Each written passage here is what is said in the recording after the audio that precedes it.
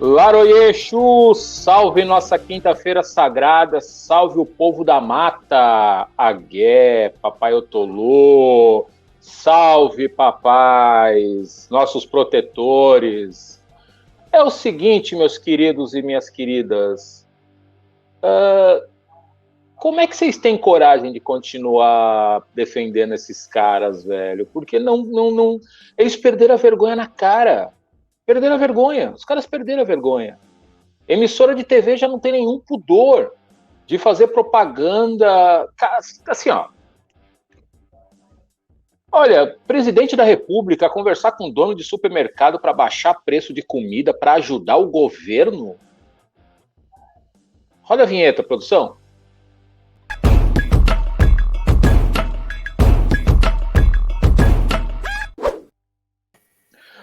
Muito boa noite, povos e povas e poves.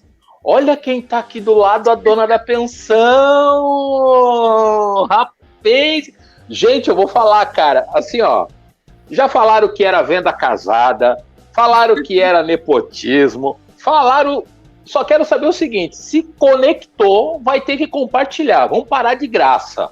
Porque do meu lado direito, meu lado direito e esquerdo, nunca consigo, porque eu tenho esse problema, e vamos falar sobre isso. Tô com ela, que a gente apelida carinhosamente como dona da pensão, mas que é a Annelise, dona Duzi, né? A minha conge, viu, Moro? Conge, não é conja. Conja. É um absurdo, Cônjuge. né, Anne? Cônjuge, meu cônjuge. Obrigado por você ter aceito o convite para um assunto que vai ser interessante a gente trocar essa ideia. Obrigado. De nada, é uma honra, até que enfim, né? Depois de muitos anos de resenha, estou Calma aqui. aí. Não, a gente combinou que não ia ter DR. Relaxa. Tá bom, desculpa. Eita, já começa com o pé no peito. Calma, gente. Vou tomar um gole aqui enquanto você me explica o seguinte. Psicopedagogia, o que é a psicopedagogia? A psicopedagogia é uma área que trabalha com a aprendizagem, com aprender, com a coisa mais sublime, digamos assim, do ser humano, né, que é o aprender. Então, a psicopedagogia, muita gente relaciona com a dificuldade de aprendizagem, com o transtorno de aprendizagem. Mas, prioritariamente, o psicopedagogo trabalha com o aprender e com as diversas formas possíveis de se aprender. Que a gente sabe que as pessoas não aprendem igual, não aprendem utilizando os mesmos recursos, as mesmas estratégias, e então o psicopedagogo é esse profissional, né? Mais especificamente, o psicopedagogo clínico, aí sim trabalha com as dificuldades de aprendizagem, mas que também tem todo um amparo do aprender enquanto essa maior habilidade do ser humano. E depois de tanto tempo, né, na profissão, o que é ser psicopedagoga? Olha, ser psicopedagoga é um desafio diário. Falando um pouquinho assim da minha trajetória, que já quase 30 anos aí na psicopedagogia, no início eu me apresentava como psicopedagoga, as pessoas não faziam nem ideia do que é. O que é ser psicopedagogo, o que faz um psicopedagogo.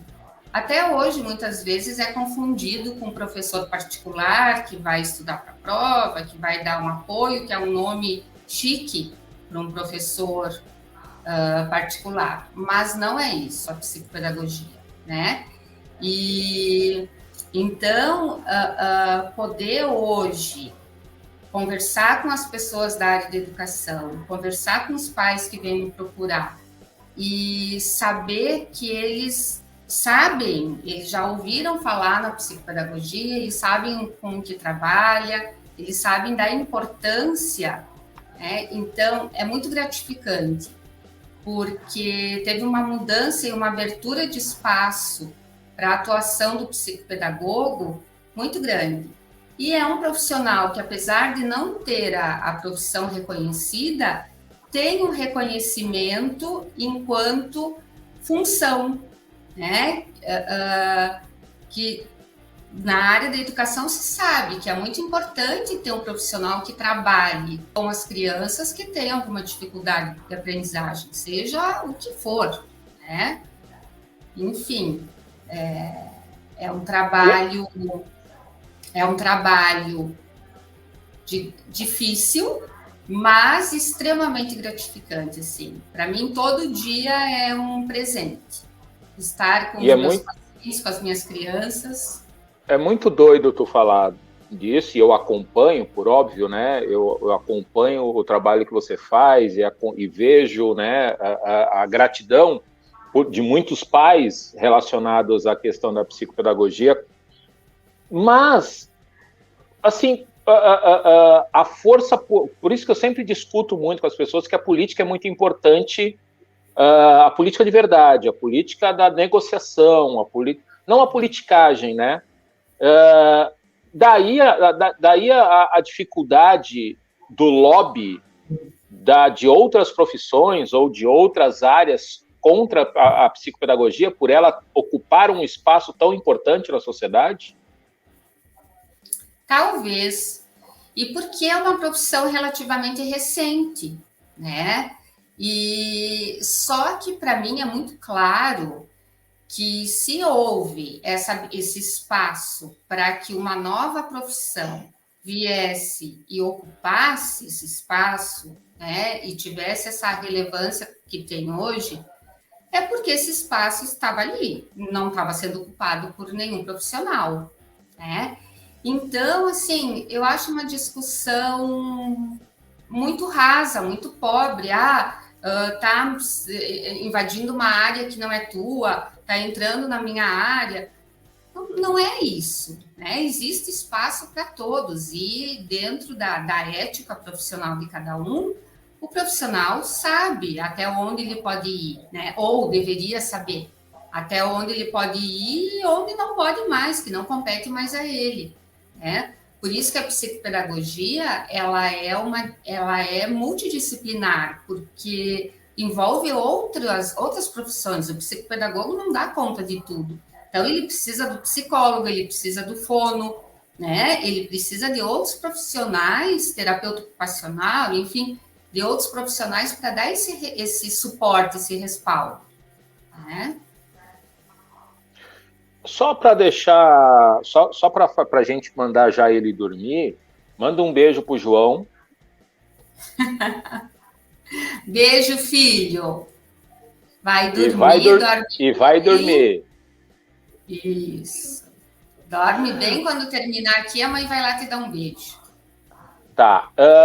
Voltando para as coisas menos importantes do que o moleque, principalmente. Como é que a gente, e tendo essa criaturazinha chegando no meio da pandemia, a gente se colocou literalmente no olho do furacão com relação à educação pós-pandemia, que foi um dos motes que fez com que a gente conversasse e decidisse fazer o resenha hoje. E aí eu te pergunto, qual é o caos que está instalado pós-pandemia, porque é assim, né, que eu vejo muita coisa acontecendo. Qual é o caos pós-pandemia relacionada à educação? Meu Deus, muito grande, muito grande. As crianças que estão hoje, terceiro e quarto ano, eu vejo que são as crianças que mais perderam, né? Porque perderam a fase de alfabetização na escola. Tiveram essa fase que é o alicerce, que é a base ali da construção de novas aprendizagens, à distância, né? Nesse sistema híbrido, enfim. E com muita dificuldade. E uma coisa assim que me deixa preocupada é que indo nas escolas, né, em algumas escolas que eu converso, que eu vou falar sobre as crianças que eu atendo, teve um caso que me chamou muita atenção. Eu fui conversar sobre uma determinada criança que tem uma dificuldade grande, né, comprovada, e a professora falou, olha, ele está muito bem em frente à turma, eu nem notei dificuldade nele. Então, assim, eu fico pensando, né, como está o nível geral, por exemplo, dessa turma em específico, mas da educação como um todo. Muitas crianças de quinto ano, quarto ano, quinto ano, que não estão alfabetizadas, com muita defasagem, né? E que eu não vejo nenhum movimento para recuperar esses 2 anos de pandemia. Então, não está acontecendo nada paralelo para que a criança possa resgatar essa defasagem, esses conhecimentos que ficaram.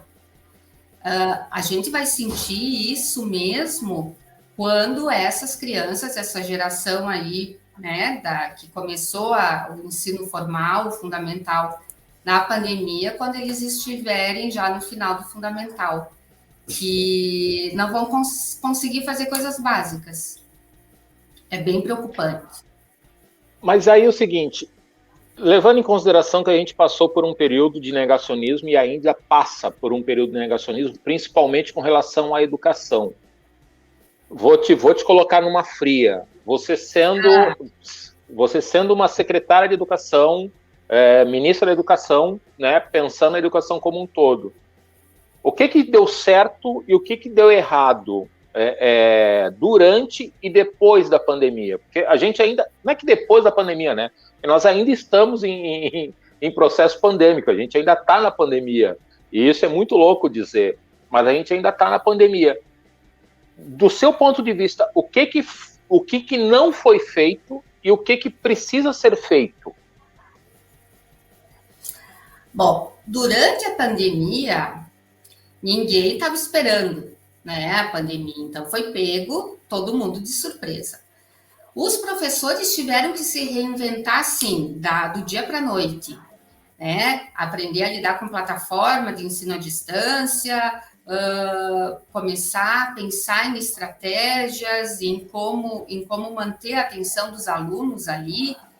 Eu acho que eles foram grandes heróis nesse processo, né, da pandemia. Muitos sem estrutura física mesmo, né, de ter boa internet em casa, computador, enfim, mas se viraram, né, e conseguiram. Agora, o que precisaria ser feito no pós-pandemia é que eu vejo que não está sendo feito, né? Então, esse momento agora de resgate, então a criança voltou para a escola, já estava voltando ano passado, mas aí foi, né, a maior parte do ano nesse sistema híbrido, uma semana em casa, uma semana na escola, enfim. Quando voltou definitivo as aulas presenciais, precisaria ter sido feito um resgate do que ficou para trás, né? E eu não vejo que isso está acontecendo, muito pelo contrário. O conteúdo está sendo acelerado, né? E as crianças com dificuldade estão ficando para trás mais ainda. Então, essa dificuldade, essa distância, né, entre o que se espera de uma criança de determinado ano e a criança com dificuldade está gigantesca. E como recuperar isso? Então, aí sim precisaríamos ter ações efetivas, concretas, para que pudesse ser feito algo. Lembrando que você que está assistindo pelo YouTube, curte ali o vídeo para poder dar uma força para o Resenha. Para quem está assistindo pelo Facebook, também compartilha, tanto o Facebook como o YouTube, compartilha. Não é só assistir, mas a Vânia, a produção está ali me ajudando ali, ó. A Vânia já colocou que super admira a doutora. Meteu um doutor ali, ó. Isso é um sinal do doutorado, hein? Trabalho maravilhoso. Beijo, Roberto. Beijo, Fábio. Olha, Ô, vô, tem que compartilhar. Se não compartilhar, já sabe o que eu vou fazer com o nome de vocês, né? Já sabe, né? Eu vou dar na canela.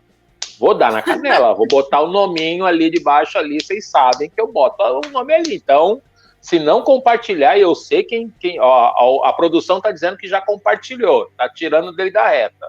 Então, assim, ó. Eu tô lhe dizendo. Olha lá. Produção sabe do que eu tô falando. Piada interna. Piada interna. E aí, amor, ou então Anne, né? Tem que falar Anne, porque a gente tem que manter a compostura. O presidente não tem compostura, mas nós tem. Entrando na psicopedagogia própria, clínica. E aí entra um monte de perguntas, tem um monte de coisa que entra na discussão. E eu já pergunto o seguinte, né? O que é o TDAH? O famoso TDAH, o déficit de atenção, o que é esse tal de TDAH que todo mundo diz que tem? Pois é, né? Existe, vamos refletir, pensar um pouquinho sobre isso. Existe o TDAH enquanto transtorno, que o nome já diz, né? Transtorno de déficit de atenção com hiperatividade, que tem algumas características muito específicas e que interferem realmente no funcionamento da pessoa ali, né? Tanto na parte acadêmica, depois na vida profissional, né? Mas é importante a gente fazer algumas reflexões sobre isso. Por quê? O grande número de crianças diagnosticadas com TDAH, né? E levando em consideração como essas crianças vivem e quais são os estímulos que essas crianças recebem, e mesmo nós adultos, a gente vive numa sociedade completamente hiperativa, completamente hipercinética, completamente com 1000 estímulos que nos tira o foco a todo tempo, né? Então, hoje em dia, ninguém mais faz uma coisa só. Tá fazendo, sei lá, tá estudando, tá trabalhando, tá com celular, tá tendo que responder no WhatsApp, tá falando com outra pessoa, tá... E são 1000 coisas ao mesmo tempo que tem que dar conta. E a própria sociedade cobra isso. E as crianças já nascem inseridas nesse contexto, né? Com o pai e mãe trabalhando, com tudo a 1000, correria, e vamos, e faz isso, faz aquilo.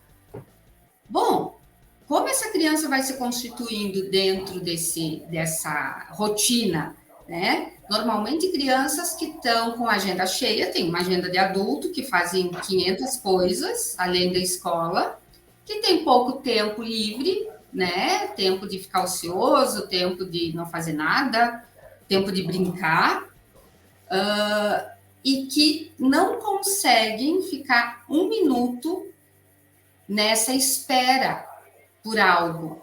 Tem que estar sempre, se um minuto, esse vazio, ele tem que ser preenchido instantaneamente, seja com eletrônico, seja com, sei lá, o que for, né? Ultimamente, nos últimos tempos, aí, principalmente o eletrônico.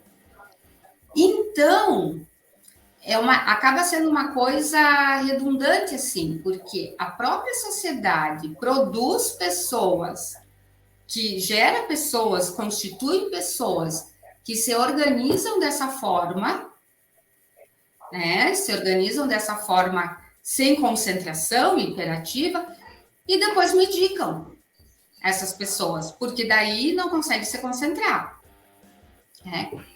Então, eu não estou descartando que não exista o TDAH, existe sim, né? Só que não numa escala tão grande. Muito mais eu vejo um déficit de atenção nas pessoas, né? Nas crianças, adolescentes que eu atendo, adultos até, uma dificuldade atencional, mas que não se caracteriza como um transtorno, e uma dificuldade em função de tudo isso, né? A gente até estava conversando ontem a questão ali, a coisa do TikTok, de que as músicas têm que ser muito curtas, porque as pessoas não têm mais paciência de ouvir uma música com mais de 1 minuto e meio, né? E aí depois tem que se concentrar por 30 minutos, 40 minutos, 50 minutos numa aula, fazendo uma prova, uma tarefa, que exige esse tempo todo de concentração, lógico que não vai conseguir. Né? E aí é taxado de, tem TDAH, tem que tomar medicação. Né? Então, é uma coisa muito contraditória. E que eu acho que a gente tem que pensar nisso mesmo. Né? A gente quer crianças que se concentrem, então vamos trabalhar com isso, vamos proporcionar ambiente que facilite isso. Né? Diminuir o uso de eletrônico. Deixa eu te perguntar uma coisa que tem relação com isso, com relação à criação, né, dessa geração que faz tudo ao mesmo tempo, inclusive nós, né, a gente está, todo mundo acho que faz um pouco disso, está assistindo TV, está com o celular na mão, está dirigindo e está com o celular na mão, nunca está desconectado. Quando é que o ócio, quando é que o não fazer nada, ou para que serve o não fazer nada às vezes? O não fazer nada serve para criar, serve para pensar. O vazio, ele não é o nada. O não estar fazendo nada não significa improdutividade, muito pelo contrário. Significa que se está pensando, né? E por que eu vejo assim tanta dificuldade nos adolescentes em pensar, uma evitação grande de pensar, né? Porque enquanto eu estou recebendo estímulo e eu estou consumindo aquilo, né? Eu estou me preenchendo, eu não tenho falta, eu não sinto um vazio, né? E eu não penso. Ok, se colocar em falta para poder pensar e criar, gera uma angústia, com certeza, né? Mas é fundamental, é o exercício da humanidade, né? Pensar, criar, refletir. E isso só se faz a partir do momento que a gente não está preenchido, que a gente se encontra em falta, né? Que a falta é justamente o que motiva uma pergunta, uma questão, algo para se pensar. Deixar você molhar as palavras, dando os informes futebolísticos: Curitiba 0, São Paulo 1, Fortaleza 1, Goiás 0, Palmeiras 3, Botafogo 0. Beto, que delícia esse troço aqui. É bom esse negócio, Betão. Ó, agradeço-lhe e peço-lhe mais. Ok? Tô te esperando, viu? Pezinho melhorando, pode me trazer mais dessa aqui, esse néctar. Isso aqui é quase um petróleo que o Bolsonaro falou que vai fazer escambo por comida. Gente, porra, velho, fazer escambo, o presidente da República falar de escambo.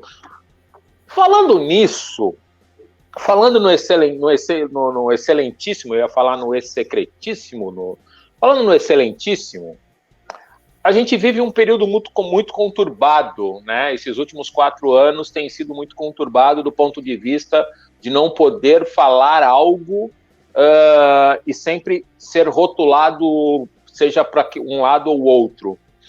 Mas tem discussões que elas não têm ideologia, né? Elas não podem ter ideologia. Educação é importante para todo mundo. Educação Sim. É a base de uma sociedade, né? Seja ela da forma como for, para quem for, a educação. E aí ganhou, né? E aí ganhou muita força, né? Nos últimos tempos, e aí se aprovou na Câmara Federal o projeto de homeschooling. Eu acho o nome até meio gasparense. Homeschooling. Eu quero ouvir gasparense falando homeschooling. Eu vou pegar no pé do Ivens. Fala homeschooling para mim. Ou lá, os manezinhos. Imagina um manezinho falando homeschooling. Homeschooling. Eu não consigo falar homeschooling. Vai ficar estranho. Porém, contudo, entretanto, há uma coisa muito séria por trás desse homeschooling. Diz pra gente o que é esse homeschooling e qual o perigo desse homeschooling. Pois é, muito perigo. É a garantia de os pais poderem dar a educação em casa dos seus filhos, sem que eles recebam uma educação escolar, né, na instituição escola. Deixa eu te cortar um pouco, deixa eu te cortar. Sim. E fazer um recorte, e é uma pergunta de um ignorante. Quando a gente fala de educação, e a educação que os pais têm que dar, ou a educação que o professor tem que dar, há uma diferença nesse tipo de educação, certo? Muito, muito. Pois é, porque... E aí, eu queria ver contigo se tu consegue fazer para mim essa diferenciação, porque assim, muitas pessoas falam de que na minha casa mando eu, não é professor que vai mandar na educação que eu dou em casa. Há um tilt nessa informação, não tem? Sim, porque a educação de pais, né, pai e mãe, é a educação do dia a dia, é a educação primeira da criança. Agora, a partir do momento que a criança vai para o primeiro espaço social, que é a escola, né? Isso foge à educação parental. Isso já é uma outra instância. E aí, não só dado pelos professores, mas pela comunidade escolar como um todo, inclusive os colegas. Né? Então, além do conteúdo, matemática, português, ciências, enfim, além das matérias do conteúdo, a criança aprende, ela se estrutura numa escola, né? Porque ela aprende a lidar com as diferenças, ela aprende a se colocar no lugar do outro, ela aprende a perceber que aquele universo família não é o único, né? Muitas vezes o que é dito em casa não vale para a escola ou é questionado na escola. Então, a criança começa a desenvolver esse senso crítico porque ela começa a ter parâmetros e não só a verdade absoluta da educação de pai e mãe. Então, assim, por mais eu ouvi, né, já algumas pessoas dizendo, mas eu iria contratar ótimas pessoas para darem conteúdo, a matéria para o meu filho, né, ele não iria ficar defasado, mas vai muito além disso. A questão não é só o conteúdo, né? A questão é toda essa vivência que a criança é possibilitada de ter na escola. E que isso já por garantia desde sempre, né? Quando foi aberta ali as portas da escola para a população em geral, seria um retrocesso tremendo, tremendo. Eu não consigo imaginar. Eu não consigo imaginar quanto a gente retrocederia, mas muita coisa. Tá, eu só quero mandar um beijo mais do que especial para minha mãe criadeira, Colofé, minha mãe Equede, mãe Gláucia.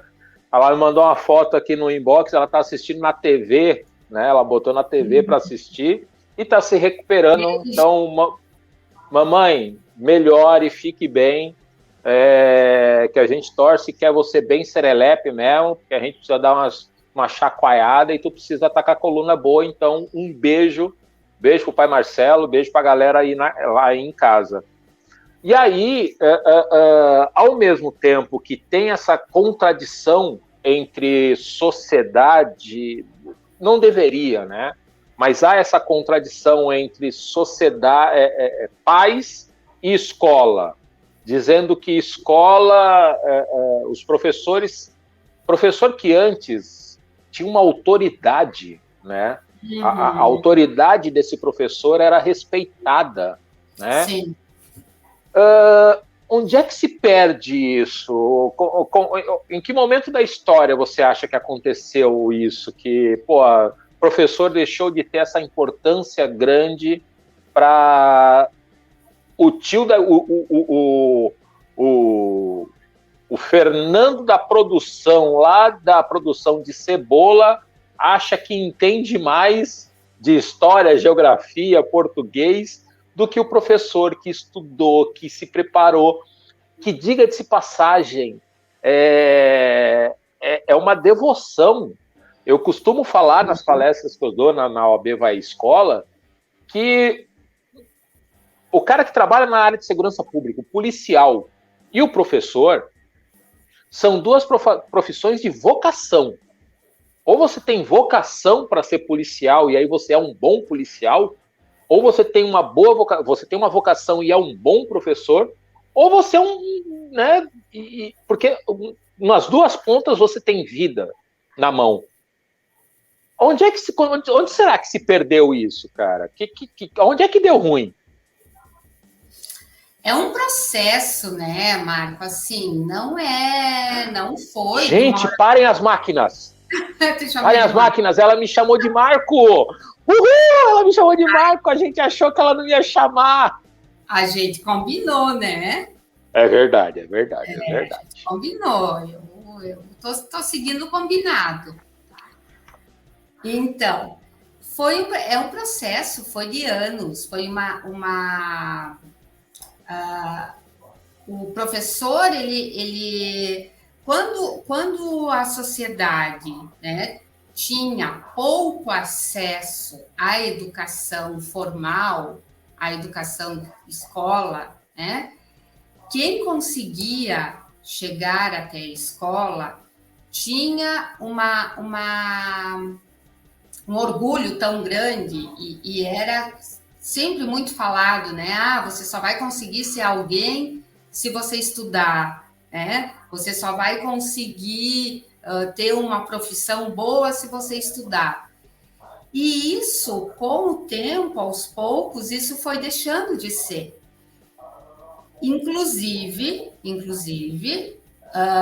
quando os pais passam a questionar e a interferir no trabalho do professor de sala de aula, ir lá e apontar, você não tem que fazer isso com meu filho, não fala assim, vou meter um processo, vou não sei o quê, né?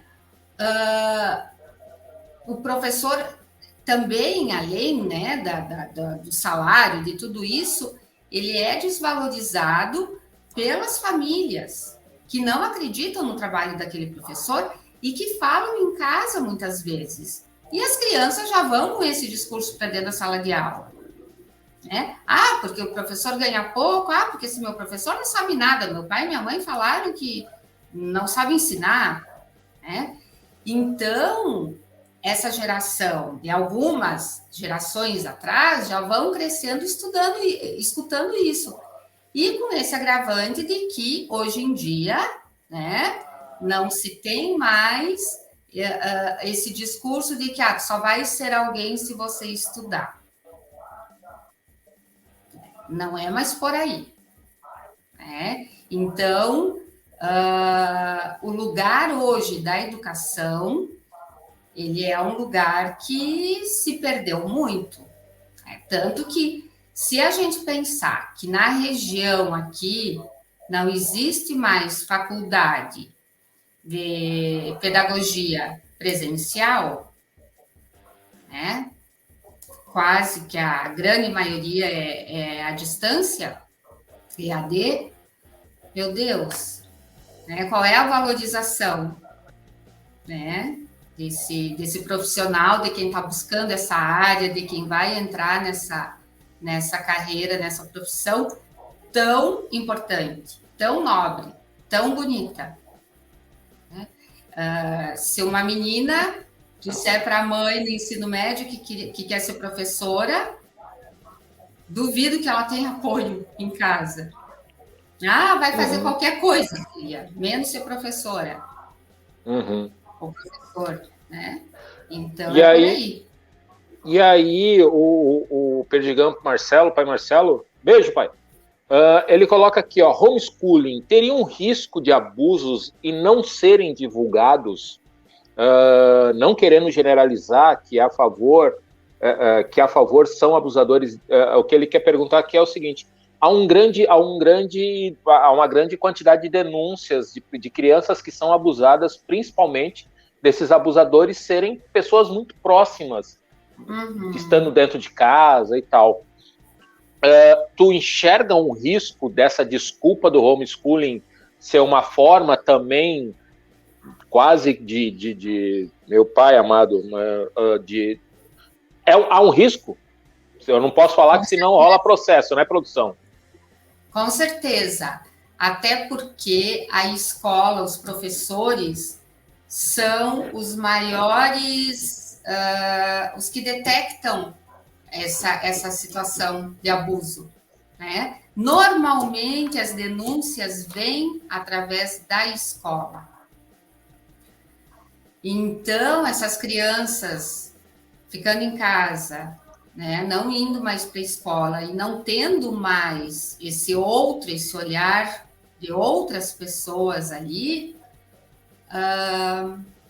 como é que vai ser denunciado, como é que isso vai adiante, né? Através de quem vai fazer essa investigação, quem vai entrar na casa do sujeito lá para ver como é que está sendo feito.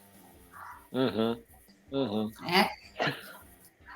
E assim, como também que vai ser todo o conteúdo, né, o currículo nacional para cada série, ele passa por vários critérios, né, de avaliação, isso tudo é muito estudado, foi muito estudado, é muito estudado ainda, e fiscalizado, né, pelas escolas, através das avaliações, através de relatório, através de uma série de coisas. Fico pensando, como que vai ser feito isso?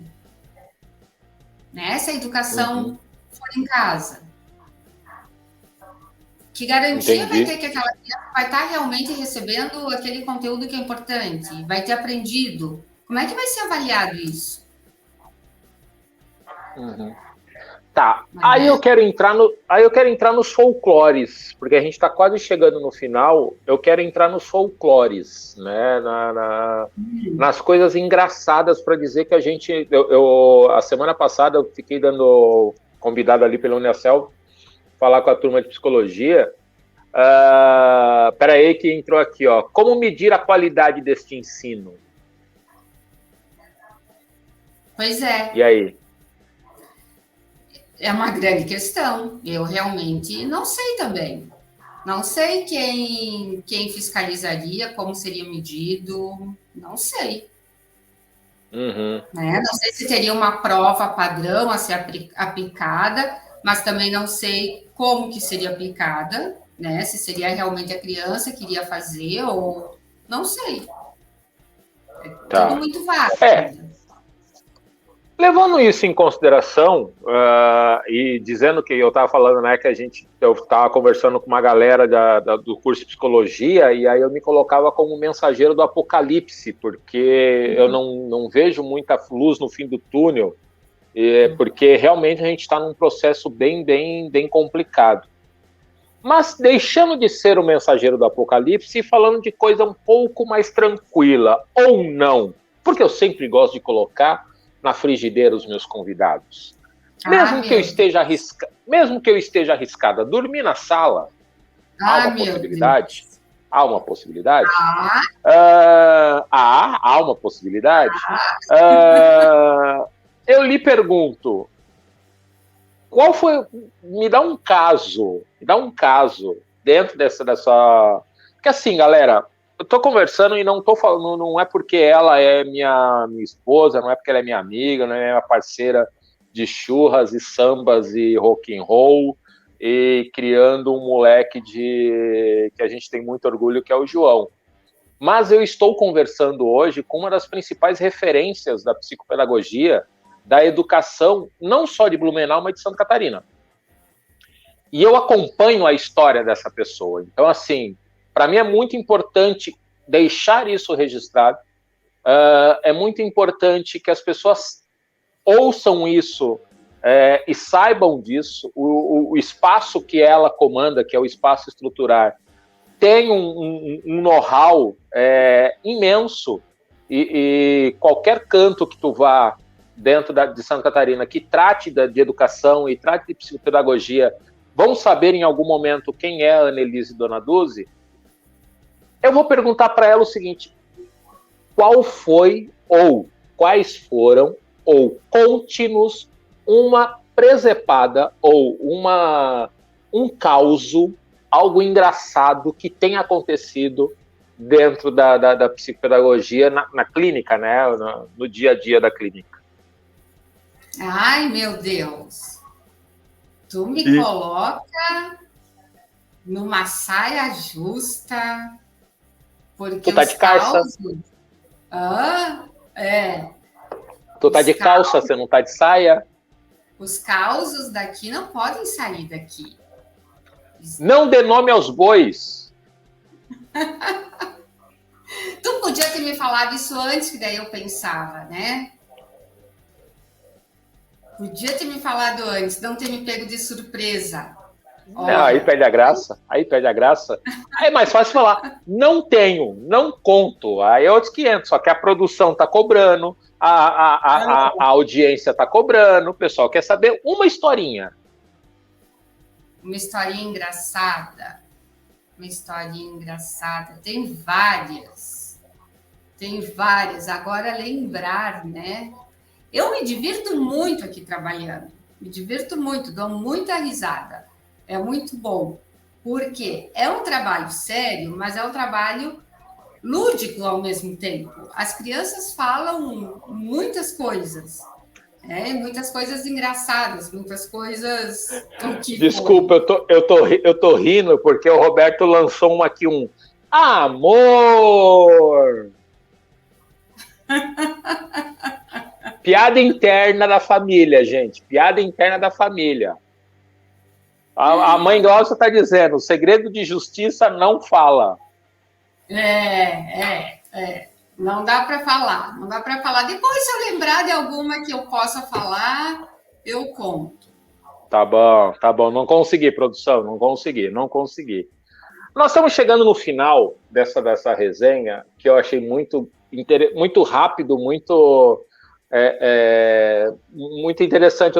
Eu realmente estava nervoso como nós faríamos e como se daria essa conversa, porque é um assunto denso, não é tenso, é um assunto denso, mas que, isso mostra a qualidade da profissional que tu é. Então, tu conseguiu mostrar e passar muito legal para o pessoal. O que eu pergunto... Aí, ó! Ó, mãe! Beijo, benção, mãe! Ó, a sogra tá mandando beijo. Oi, sogra! Ó, que é? Você tem segredo de justiça, ela tem segredo da psicologia. Aí é que tá. Aí ele me deu a deixa para a finaleira. Psicopedagoga é psicóloga? Não. Apesar de ser chamada quase todo dia, porque tem esse psi na frente, eu sempre corrijo. Psicopedagoga, eu não sou psicóloga. Eu vou explicar certinho para vocês. A psicopedagogia, ela não é uma graduação, o profissional se torna psicopedagogo depois de ter feito uma graduação. No meu caso, eu fiz uma graduação em educação especial. Eu sou educadora especial. Depois de formada, que eu fiz especialização em psicopedagogia, fiz formação, enfim, né? O mestrado em educação é uma formação posterior à graduação. Existem psicopedagogos que têm a graduação em psicologia. Aí sim, ele é psicólogo e psicopedagogo. Mas a maioria né, dos psicopedagogos vem da área de educação.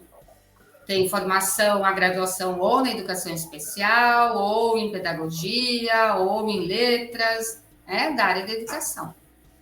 Então, já estou acostumada a ser chamada de psicóloga, mas sou psicopedagoga, é outra coisa.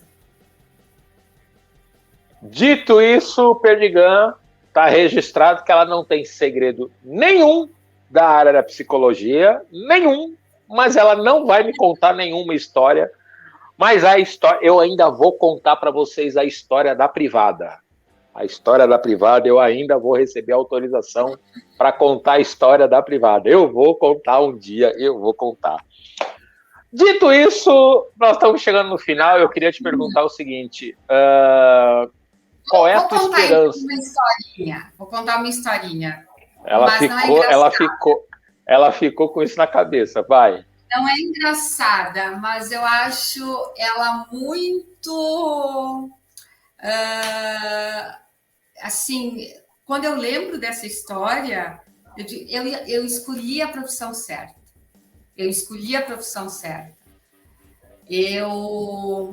No início da minha carreira profissional, da minha vida profissional, eu estava atendendo uma menina, estava na fase de alfabetização, uma menina carente, era numa instituição, né, não era na clínica, e tinha esses atendimentos, né? E aí ela foi com uma roupinha, estava com uma blusa com um bordado na frente, uma estampinha na frente. E aí eu elogiei ela, disse, ai, como tu tá bonita hoje, né? Falei o nome dela, dei um beijo, disse, que bonita que você tá, que roupa bonita.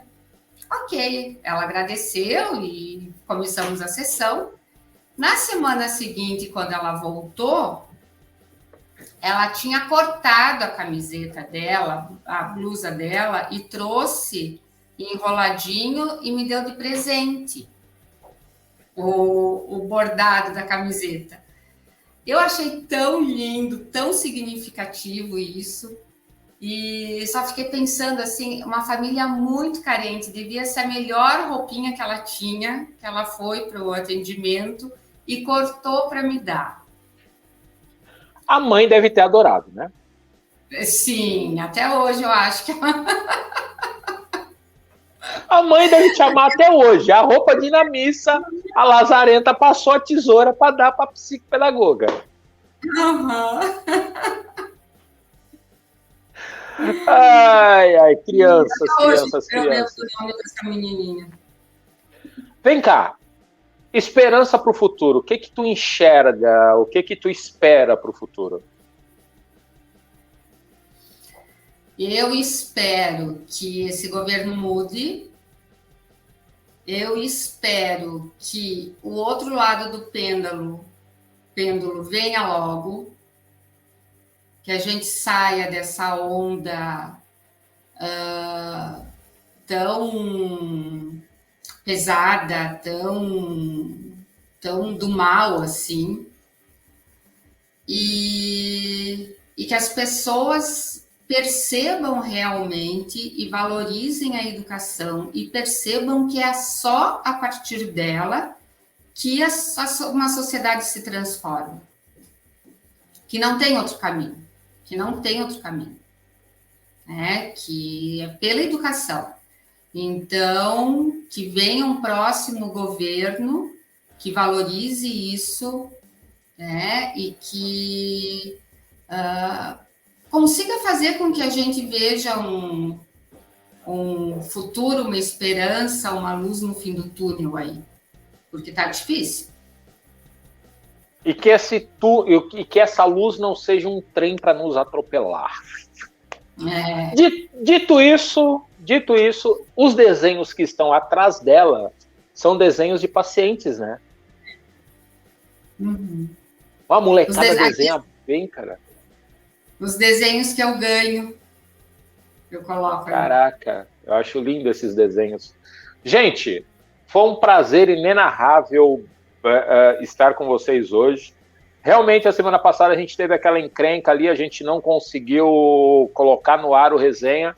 A gente está fazendo por temas, então a gente está fazendo educação, violência e tudo isso, em algum momento, ela se entrelaça com as questões étnicas.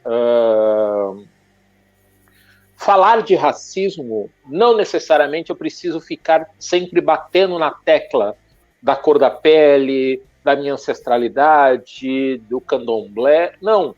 Falar de discussões étnicas, falar de luta antirracista é falar de educação.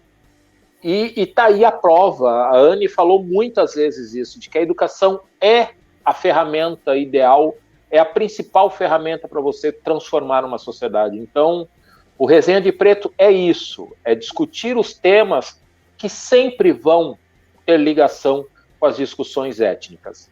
Querido, tu que não assiste o programa e só vê o nome Resenha de Preto, saiba que esse que vos fala é preto.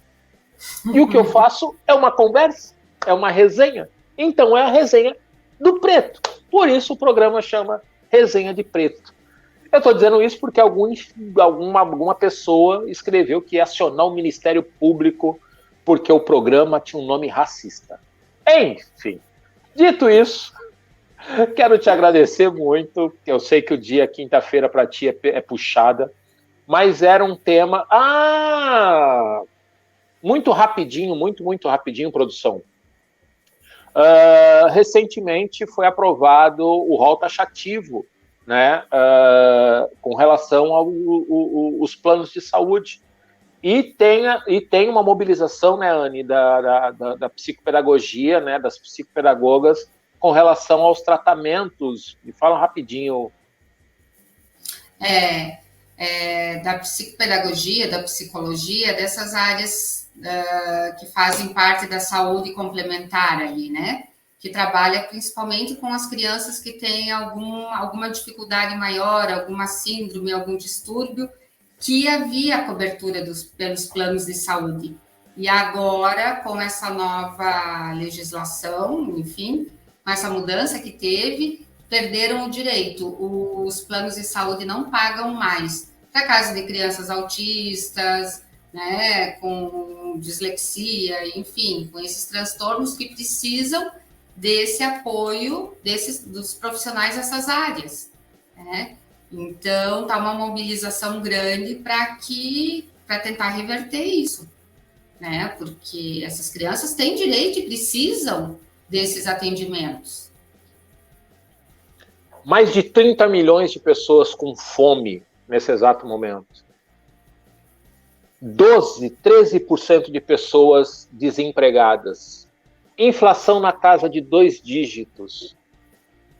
E as pessoas que deveriam olhar pelos pobres, olhar pela classe média, olham principalmente para os empresários, donos de planos de saúde. Esse é o Brasil que a gente vive hoje. A gente não cansa. A gente vai continuar batalhando, cada um no seu quadrado. A Anne na educação, eu no direito, no ativismo social, mas sempre pensando de que o Brasil tem jeito e é para todos, até para você que deseja o nosso mal, porque o Brasil é para todos, ok? Semana que vem tem mais Resenha de Preto. Talvez eu ganhe de presente Dia dos Namorados, talvez não. Vamos fazer a avaliação do que foi essa resenha. Mas eu conto para vocês a semana que vem, beleza? Beijo, até a semana que vem, galera. Tchau. Beijo.